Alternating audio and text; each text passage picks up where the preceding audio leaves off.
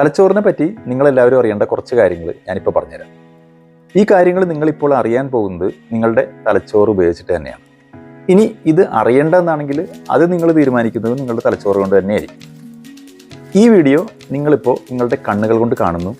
ഓരോ കണ്ണിൻ്റെ പിന്നിൽ നിന്നും തുടങ്ങുന്ന ഒപ്റ്റിക് നെർവ് എന്ന പേരുള്ള തലച്ചോറിൻ്റെ തന്നെ ഒരു എക്സ്റ്റൻഷനായ ഞരമ്പ് വഴിയാണ് ഇത് നടക്കുന്നത്. നിങ്ങളിപ്പോൾ ഇത് കണ്ട് ആ കാഴ്ച നിങ്ങളുടെ കണ്ണിൽ നിന്നും ഒപ്റ്റിക് നെർവിലൂടെ പിന്നോട്ട് പോയി തലച്ചോറിൻ്റെ പിന്നിലുള്ള ഓക്സിപിറ്റൽ ലോബിൽ പോയി ഡീകോഡ് ചെയ്തെടുത്തതിന് ശേഷം മാത്രമാണ് നിങ്ങൾക്ക് കണ്ട കാഴ്ച എന്താണെന്ന് മനസ്സിലായത്. പക്ഷേ അതിന് ഏതാനും മൈക്രോ സെക്കൻഡുകൾ മാത്രമേ എടുത്തിട്ടുള്ളൂ. ഞാനിപ്പോൾ പറഞ്ഞത് കേട്ട് മനസ്സിലാക്കാൻ നിങ്ങൾ അതിലും കുറവ് സമയമേ എടുത്തിട്ടുണ്ടാവും. ചെവിയിൽ നിന്നുള്ള കേൾവി ഞരമ്പുകളിലൂടെ നിങ്ങൾ കേട്ട എൻ്റെ ശബ്ദം തലച്ചോറിലെ ടെമ്പറൽ ലോബിലെത്തി അവിടെ നിന്നും ബ്രെയിൻ സ്റ്റെമ്മിലെ ന്യൂക്ലിയസുകളിൽ പോയി ഡീകോഡ് ചെയ്തെടുത്തപ്പോഴാണ് നിങ്ങൾക്ക് ഞാൻ പറയുന്നത് കേട്ട് അതെന്താണെന്ന് മനസ്സിലായത്. ഇപ്പോൾ ഞാൻ ഈ പറഞ്ഞ കാര്യങ്ങൾ ശരിയാണോ എന്ന് നിങ്ങൾ ചിന്തിച്ചു കാണും. ഇത്ര വേഗത്തിൽ ഇതൊക്കെ നടക്കുമോ എന്ന് ആലോചിച്ചിട്ടുണ്ടാവും. ഈ ചിന്തയെ നിയന്ത്രിച്ചത് നിങ്ങളുടെ തലച്ചോറിലെ ഫ്രോണ്ടൽ ലോബാണ്. ഇനി ഈ വീഡിയോ കുറച്ചു നേരം പോസ് ചെയ്തിട്ട് ഈ കാര്യങ്ങളൊന്ന് ചിന്തിച്ച് നോക്കാമെന്ന് വിചാരിച്ചോ. അപ്പോൾ നിങ്ങൾ പോസ് ചെയ്തത് വലത്തെ കൈൻ്റെ വിരലുകൊണ്ടാണെങ്കിൽ അതിന് നിങ്ങളെ സഹായിച്ചത് തലച്ചോറിൻ്റെ ഇടത്തെ ഭാഗത്തെ മോട്ടോർ ഏരിയയാണ്. ഇനി അതല്ല ഇടത്തെ കൈ കൊണ്ടാണെങ്കിൽ തലച്ചോറിൻ്റെ വലത്തെ ഭാഗവും.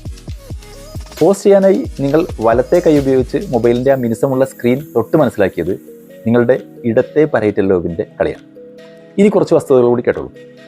ഒന്ന്, തലച്ചോറിന് ഏകദേശം 1.3 കിലോ മുതൽ 1.5 കിലോ വരെ ഭാരമുണ്ട്. തലയോട് എന്ന ശക്തമായ കവചത്തിനുള്ളിൽ വളരെ നന്നായി സംരക്ഷിക്കപ്പെട്ടുള്ള ഒരു അവയവമാണ് തലച്ചോറ്.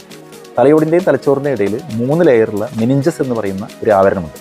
അതിനുള്ളിൽ CSF എന്ന് പറയുന്ന ഒരു ദ്രാവകവും. തലച്ചോറിന് ക്ഷതം പറ്റാതിരിക്കാൻ ഈ ദ്രാവകവും ആവരണവും തലയോടും വളരെയധികം സഹായിക്കുന്നു. 2, തലച്ചോറിനെ പ്രധാനമായും ഫോർ ബ്രെയിൻ, ഹൈൻഡ് ബ്രെയിൻ എന്നിങ്ങനെ രണ്ടായി തരംതിരിക്കും. ഫോർ ബ്രെയിൻ എന്നാൽ 2 സെറിബ്രൽ ഹെമിസ്ഫിയേഴ്സ്, ഇടത്തേതും വലത്തേതും. ഫ്രോണ്ടൽ, ടെമ്പറൽ, പരേറ്റൽ, ഒക്സിപിറ്റൽ എന്നീ 4 ലോബുകൾ കൂടി ചേർന്നാണ് ഓരോ ഹെമിസ്ഫിയറും.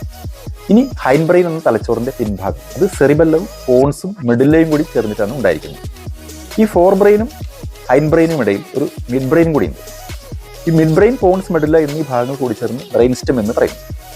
3, തലച്ചോറിലേക്ക് പ്രധാനമായും 4 രക്തക്കുഴലുകളിലൂടെയാണ് രക്തം എത്തുന്നത്. 2 ഇന്റേണൽ കരോട്ടിഡ് ആർട്ടറിയും 2 വെർട്ടിബ്രൽ ആർട്ടറിയും. ഇവയിലോ ഇവയുടെ ശാഖയിലോ രക്തക്കട്ടകൾ വന്ന് തടസ്സമുണ്ടാകുമ്പോഴാണ് ഇസ്കീമിക് സ്ട്രോക്ക് ഉണ്ടാകുന്നത്. അപ്പോൾ ഇതൊക്കെയാണ് തലച്ചോറിനെ പറ്റി ഇന്ന് പറയാനുള്ളത്. ബാക്കി കാര്യങ്ങൾ പിന്നെ ദിവസം പറയാം. ബൈ.